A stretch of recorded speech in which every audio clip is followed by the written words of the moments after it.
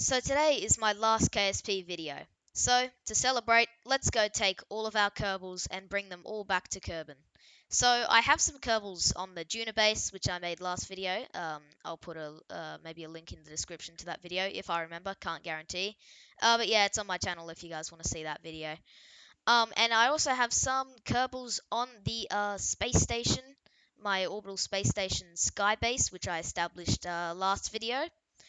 So yeah, we're going to be going and rescuing all of those Kerbals so that they are ready for their new adventures. They will have in KSP2, which comes out next weekend for me, which is very exciting. So this will be in fact my last KSP1 video, and we're going to do it all in one launch cuz why not?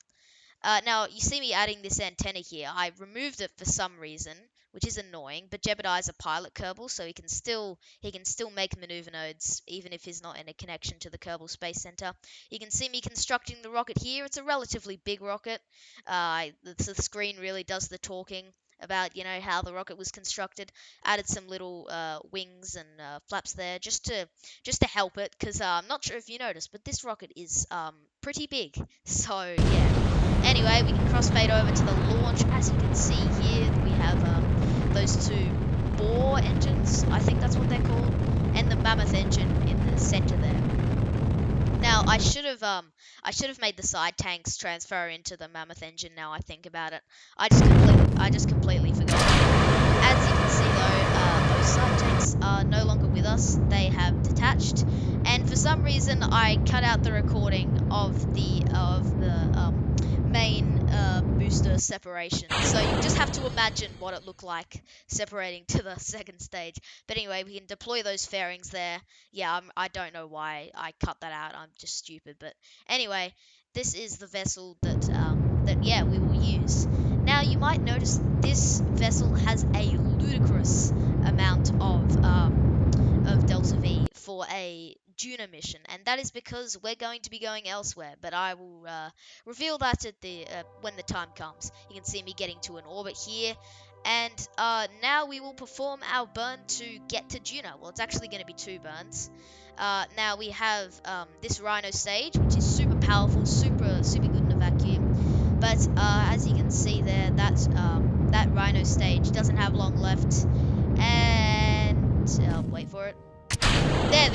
Now it's out of fuel, so we have to switch to our two nuclear engines, which are very efficient but are very slow. I have this burn at 15 times the playback speed. So, yeah, this took a lot longer for me. So, um, yeah, this burn took a very long time. I've sped this up for you guys. You're welcome. Cause yeah, this took like 15 minutes or something ridiculous.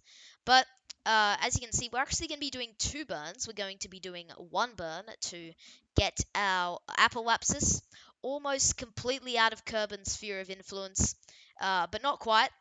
And then we will do another one to escape Kerbin and get to Juno. So you can see that first one there. So yeah, we've done that burn. Now I won't show the planning of burns, like me making maneuver nodes and all that, because this video is already very long, as you could tell by the screen, by just looking at the what's it called, the line at the bottom of the video. You know that thing, yeah. You can tell that's a long video already, so I'm gonna try and shorten it whenever I can.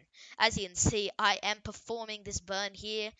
This is not the real playback speed. I think this is 10 times normal speed that I sped it up to. I can't remember. I have to look in the editing. But anyway, there you go. Our apoapsis is raised up to Juno, and we have a Juno encounter. We only have Jebediah Kerman on this mission, and that is because we need room for all of the other Kerbals that we were rescuing. We can put him in that hitchhiker storage module. I'm pretty sure that's what it's called. Storage container, whatever. But yeah, and we can just time warp away from Kerbin. One mid-course correction burn later, and we are on a course to get to Juno. Now, it took him about 7 months to get there, but luckily we don't have to wait 7 months. We have to wait a couple seconds, because we can use the time warp feature. Just time warp over. Now, you may have noticed the brightness has just boosted a lot. I tried to fix that. I don't know what happened. Well, I do know what happened, but I just did not want to record the mission again. I was like, no. I think it was something to do that I don't know actually know. I don't actually know why the brightness is boosted. I tried to fix it, guys. Okay, I tried to fix it. As you can see here, I am performing multiple burns to circularize the Juno, burning at periapsis as that is more efficient. And now we are in a completely stable and circular orbit of Juno. We're not quite equatorial, and that's because the base is not equatorial either. And by not having an equatorial orbit, we can just wait till it's over our orbit, sort of. Now we're just orientating the rocket in the right direction so that we can undock the lander. Now the mothership is completely uncontrollable because I transferred Jebediah into the lander, so it is basically space junk at this point. Well, it's not junk because we will be using it to get back to Kerbin. This lander does not have the delta V to do that. But as you can see, I'm using 4 aerospike engines. Now these are actually pretty powerful for this mass, the mass of this craft. So I turned their thrust limiter to 50%. I think I saw it 50% because they're just way too powerful.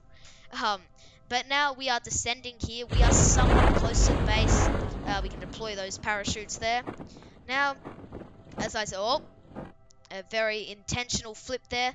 Luckily, I put some reaction wheels on this lander, so we can just flip it back up again. We can deploy those landing legs there, and we still need to perform a little engine burn before we land, because Juno's atmosphere, while it does have an atmosphere, it's pretty thin, and the parachutes just aren't enough to slow us down. They just help us slow down. They don't slow us down enough, so yeah, we had to do a bit of an engine burn there. Now we landed on a hill, which was extremely annoying. Um, but Jebediah, he hasn't touched solid ground in about 7 months, so I let him get out and have a bit of an explore, plant the flag as well, and the lander started sliding down the hill, which was um, interesting. I really hope KSP2 fixes this just weird, like, basically every planet in KSP1 is just like ice, like you could just skid all over it, like the landing legs don't even do anything about it. So yeah, I really hope this gets fixed or whatever in KSP2. I mean, it's sort of hard to fix, I guess, because I am on a hill, but it's just really, really annoying. Um, but now we can just switch over to the base and EVA the Kerbals and bring them to the lander one by one. So I've transferred our first Kerbal into the airlock there, and we can get him out. Is it a he? Yeah, it is a he Kerbal, yeah. Anyway, but now he can use his EVA jetpack. Now, I did not know that EVA jetpacks don't work as well as they do on the Mun or Minmus. And that's simply because Juno has an atmosphere, which is kind of a bummer for this mission, but it's pretty thin. So if we do a double jump maneuver, then we can sort of, get over to the lander just fine. We can fly over there. Because why walk when you can fly, if you know what I mean? As you can see, oh no, the lander's not in view yet. Oh, I'm bad at timing those. Never mind. Anyway, we'll just have to change direction there. Yeah, it's a bit very good flying. It's very safe as well, as you can clearly tell. But now we are landing. We're gonna have a very soft. Oh. Hey, he's fine. All right. Now he can climb up the ladder. Sorry. And get into the hitchhiker storage module. Look at that.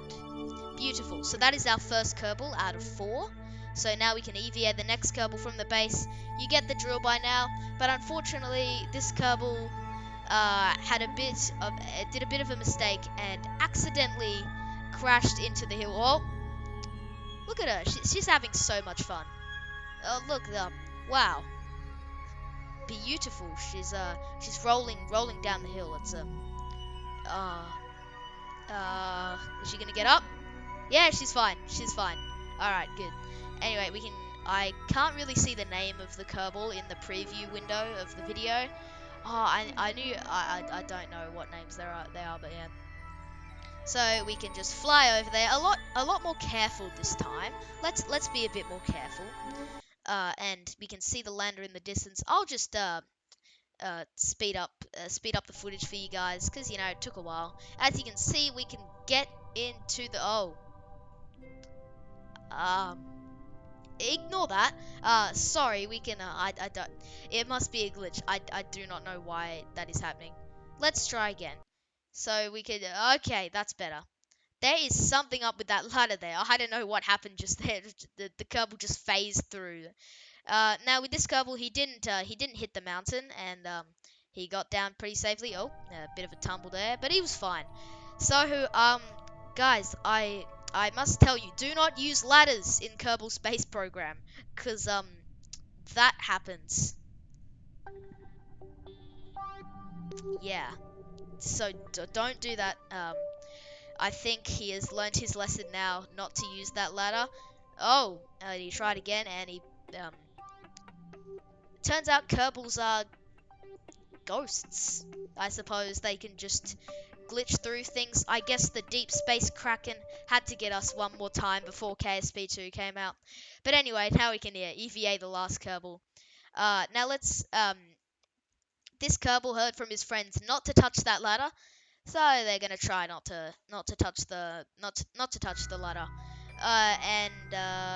He's just gotta kind of use the jetpack to go in, because that ladder, do not trust that ladder. That ladder is, there's something up with that ladder, I'm telling you.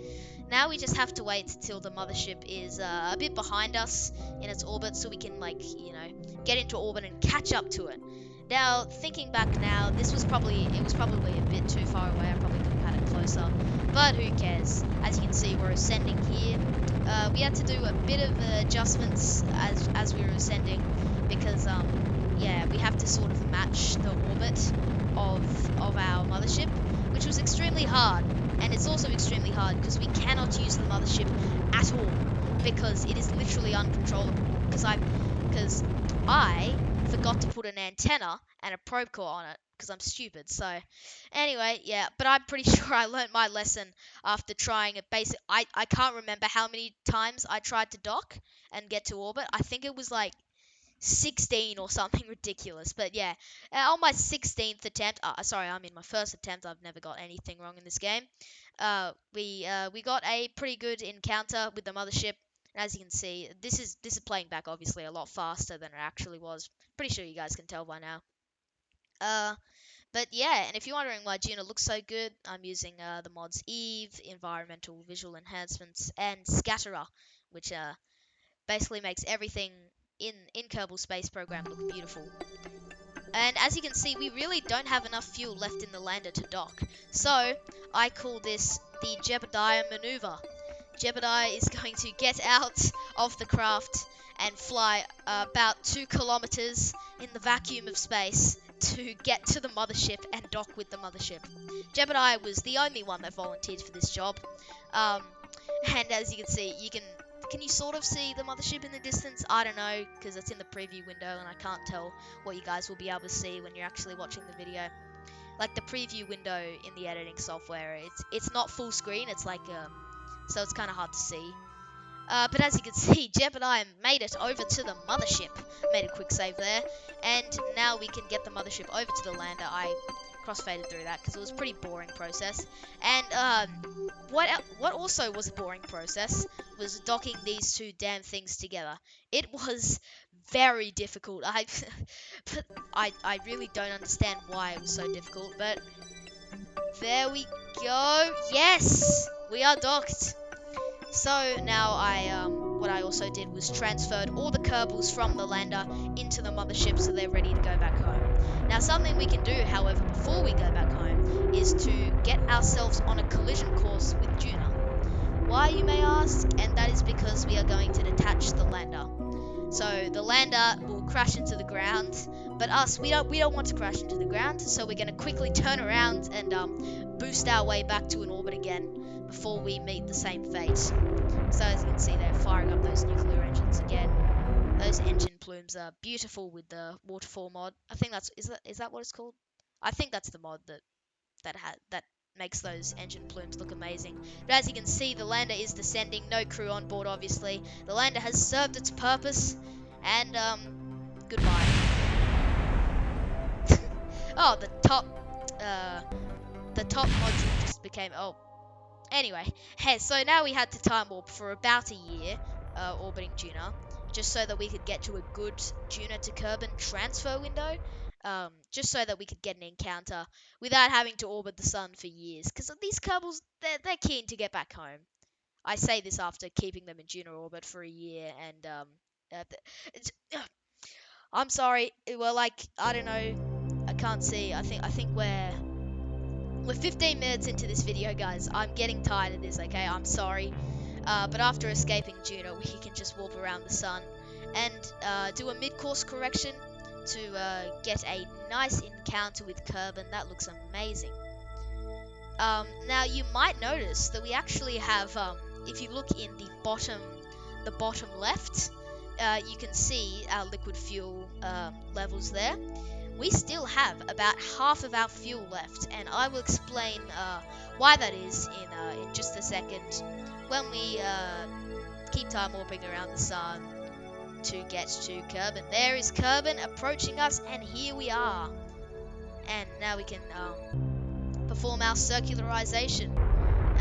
And I know in Kerbal Space Program you can just re-enter the atmosphere from Juno, but we circularized so we could dock with the space station like you can see us doing here, and that is so we can transfer the Kerbals from the space station into the mothership. That is why we brought 2 extra seats with us, so we can transfer all the Kerbals in the space station to the mothership, so they are ready to get back to the space center, so they're ready for, you know, KSP2.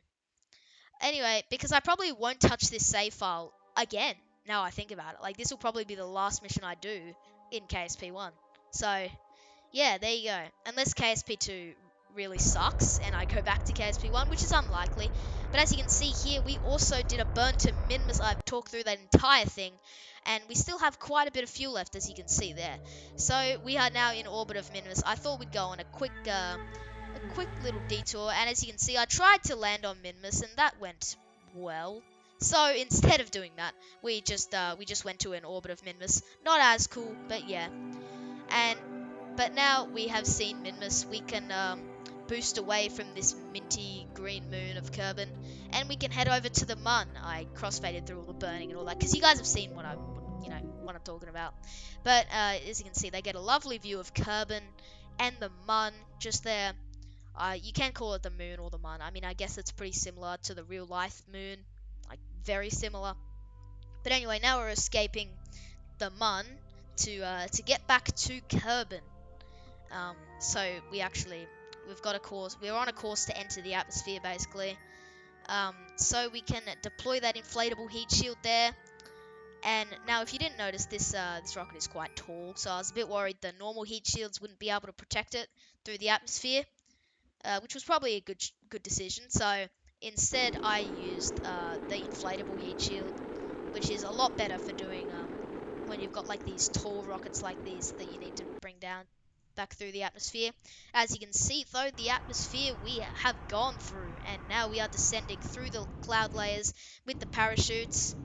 And wait for it. I dropped the heat shield thinking I was smart dropping the heat shield, but then kind of came to bite me in the back because I landed on top of the heat shield, so there was no real point in doing that.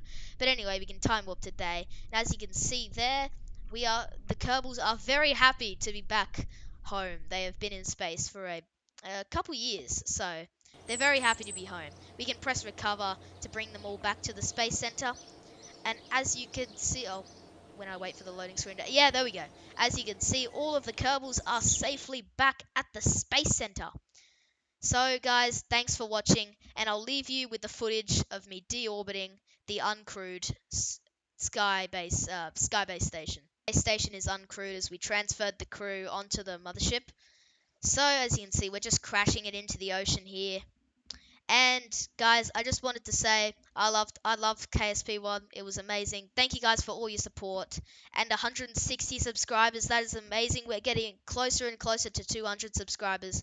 So guys, thank you for watching, and I'll see you all in KSP2.